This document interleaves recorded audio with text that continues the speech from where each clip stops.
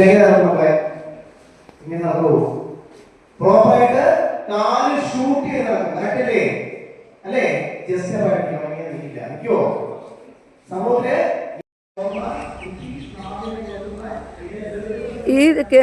അതായത് നമ്മുടെ കേരളത്തിനകത്ത് തന്നെ ഒരുപാട് ആക്സിഡൻറ്റ് ഒരു ദിവസം തന്നെ 100-ലധികം കൂടുതൽ ആക്സിഡൻറ്റുകൾ നടക്കുന്നുണ്ട്. ഇപ്പോൾ നമ്മൾ ഇപ്പോൾ പല മേഖലകളിലും തന്നെ നമ്മളിപ്പോൾ റോഡ് മുറിച്ച് കടക്കുന്നതിനെതിരെ കുറിച്ചിട്ട് ഇപ്പോൾ പല ആക്സിഡൻറ്റുകൾ നടക്കുന്നുണ്ട്. അപ്പോൾ സാർ അതിനെക്കുറിച്ചിട്ടാണ് ഇപ്പോൾ നമ്മളിപ്പോൾ ഈ അവരുടെ ക്ലാസ് നടക്കുന്നത്. അപ്പോൾ അതിനെക്കുറിച്ച് എന്താണ് സാർ സംസാരിക്കാനുള്ള? ഈ അപകടങ്ങൾ ദൈനംദിനം നടന്നുകൊണ്ടിരിക്കുകയാണ്. അപ്പോൾ ഈ അങ്ങനെ മണക്കാട് സ്കൂളിൽ നമുക്ക് കുറേ കുട്ടികളെ നമുക്ക് ബോധവൽക്കരണം നടത്തുന്നതിനെ കുറിച്ചൊരു ഉദ്ദേശത്തോടു കൂടി നമ്മൾ 25-30 വർഷത്തോളം പ്രവർത്തിക്കുന്ന റാഫ് എന്ന് പറഞ്ഞ സംഘടനയുണ്ട്. Road accident action forum. അത് മലപ്പുറത്താണ് അതിൻ്റെ സംഘടന. അതിൻ്റെ സംഘടനയിൽ എല്ലാ സാമൂഹ്യ പ്രവർത്തകരും പോലീസ് ഉദ്യോഗസ്ഥരും അതിൽ പങ്കാളികളായി നിന്നുകൊണ്ട് എല്ലാ സ്കൂൾ തലങ്ങളിലും പല സ്വകാര്യ മേഖലകളിലെല്ലാം അവയർനെസ് ക്ലാസ് കൊടുക്കുന്നുണ്ട്. അക്കൂട്ടത്തിലാണ് ഈ മണക്കാട് സ്കൂളിലും SPCയുമായിട്ട് ചേർന്ന് സ്റ്റുഡൻറ്റ് പോലീസ് കേഡറ്റുകൾക്ക് ശ്രീ സുരേഷിൻ്റെ നേതൃത്വത്തിൽ നല്ല രീതിയിൽ ഒരു അവയർനെസ് ക്ലാസ് കൊടുക്കുന്നതിലേക്ക് വേണ്ടി തീരുമാനിച്ചത്. അങ്ങനെയാണ് ഇന്നത്തെ ദിവസം നമ്മളിന്ന് തിരഞ്ഞെടുക്കുന്നത്. പിന്നെ ഇന്ന് കേരളത്തിൽ അങ്ങോളം ഇങ്ങോളം പല അപകടങ്ങളും ഉണ്ടാവുകയാണ്. കാരണം ആർക്കും വരുത്തി ശ്രദ്ധിക്കാനോ ഒന്നിനും ആർക്കും ഒരു സമയമില്ല. ഇപ്പോൾ നമ്മൾ ഒരു സിഗ്നൽ വന്നിരുന്നാൽ പോലും സിഗ്നലിനെ മറികടന്നുകൊണ്ട് ഓവർടേക്ക് ചെയ്തുകൊണ്ട് ഈ ഒരു ലക്ഷ്യസ്ഥാനത്ത് എത്താൻ വേണ്ടിയുള്ള ഒരു മൂവ്മെൻറ്റാണ് നമ്മുടെ സമൂഹങ്ങളിൽ ഇന്ന് നടന്നുകൊണ്ടിരിക്കുന്നത്. ആർക്കും ഒരു പ്രതിബദ്ധതയില്ല. ആരെയും ഇടിച്ചിട്ട് കൊണ്ടുപോകുന്ന ഒരു പ്രവണതയാണ് നാം ഇന്ന് കണ്ടുവരുന്നത്. ബഹുമാനപ്പെട്ട മന്ത്രി ഗണേഷ് കുമാർ സാറ് ഇന്നലെ തന്നെ ഒരു പ്രസ്താവന നടത്തുകയുണ്ടായി. ശക്തമായിട്ടുള്ള നടപടികൾ എടുക്കുന്നു.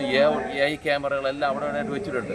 പക്ഷേ അതിനെല്ലാം മറപിടിച്ചുകൊണ്ട് അതൊന്നും കൂസലില്ലാതെയാണ് ഓരോരുത്തർ ഇന്ന് വിദ്യാർത്ഥികൾ ഉൾപ്പെടെ പല സമൂഹത്തിൽ നടക്കുന്ന എല്ലാ പേരും ഇന്ന് ആക്സിഡൻറ്റ് ഉണ്ടാകുന്ന തരത്തിൽ അപകടകരമായിട്ടുള്ള വിധത്തിലുള്ള യാത്രകളും കാർ ഡ്രൈവിങ്, ബൈക്ക് യാത്രയും എല്ലാം നടത്തുന്നത്. ഏറ്റവും കൂടുതൽ നടക്കുന്നത് സ്കൂൾ തലത്തിലുള്ളയും കോളേജ് തലത്തിലുള്ളയും യുവാക്കളാണ് ഇന്ന് ഈ അപകടം രീതിയിൽ ബൈക്കൊക്കെ ഓടിച്ചുകൊണ്ട് അപകടകരമായിട്ടുള്ളത്. അപ്പോൾ അവർക്കൊക്കെ എല്ലാ കോളേജ് തലത്തിലും എല്ലാം ബോധവൽക്കരണം നടത്തുക എന്നുള്ളതാണ് ഉദ്ദേശം. SPCയായിട്ട് ചേർന്നുകൊണ്ട് നടത്തുക. സാർ ഞാൻ ഒന്ന് ചോദിച്ചോട്ടെ, ഈ നമ്മൾ UDF സർക്കാരിൻ്റെ കാലത്ത് സാറിനോട് ചോദിക്കുന്നത്, UDF സർക്കാരിൻ്റെ കാലത്ത് നമ്മൾ ഒരു സർക്കുലർ മുമ്പ് കൊണ്ടുവന്നതാണ്. അതായത് ടിപ്പർ ലോറികൾ നിരക്കിൽ ഇറക്കാൻ പാടില്ല, 10 മണിക്ക് ശേഷം മാത്രമേ സാധനങ്ങൾ കൊണ്ടുവരുന്ന ചരക്ക് ലോറികൾ കൊണ്ടുവരുന്ന സാധനങ്ങൾ പുറത്തിറക്കാൻ പാടുള്ളൂ. അപ്പോൾ ഇപ്പോൾ സ്കൂൾ സമയങ്ങളിലാണ് കൂടുതലും ഓഫീസ് ടൈമുകളിലും സ്കൂൾ ടൈമുകളിലും ഈ ടിപ്പർ ഇപ്പോൾ നിരത്തിലിറക്കുന്നുണ്ട്. അതിനെതിരെ ഒരു സർക്കാരിൻ്റെ ഭാഗത്തു നിന്നും മോട്ടോർ വകുപ്പുകാരുടെ ഭാഗത്തു നിന്നും ഇതുവരെ ഒരു നടപടിയും ഇതുവരെ എടുത്തിട്ടില്ല. അപ്പോൾ അതിനെക്കുറിച്ചിട്ട് സാറിന് എന്താണ് പറയാനുള്ളത്? നമ്മൾ ഈ സ്കൂൾ ടൈമിന് ടിപ്പർ വാഹനങ്ങൾ റോഡിൽ ഇറക്കുന്നെങ്കിൽ നമ്മൾ പോലീസ് സ്റ്റേഷൻ പരിധിയിൽ ഞങ്ങൾ നടപടി എടുക്കാറുണ്ട് കേട്ടോ. അത് വാഹനങ്ങളൊക്കെ നമ്മൾ ശക്തമായ നടപടികൾ എടുക്കുന്നുണ്ട്. മാത്രമല്ല നമ്മളിപ്പോൾ വന്ന തന്നെ ഈ ഒരു സംരംഭം എന്ന് പറയുന്നത് കുട്ടികളിൽ എങ്ങനെ ബോധവൽക്കരണം നടത്താം, അപകടങ്ങൾ റോഡിലുണ്ടാകുന്ന അപകടങ്ങൾ എങ്ങനെ ഒഴിവാക്കാം എന്നുള്ളതിനുള്ള ഒരു ബോധവൽക്കരണത്തിനായിട്ടാണ് നമ്മളിപ്പോൾ ഇവിടെ സംഘടിച്ചിട്ടുള്ളത്.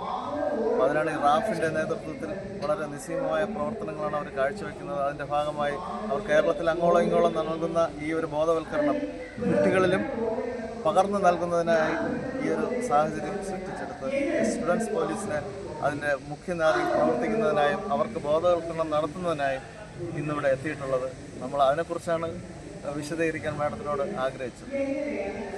Thank you.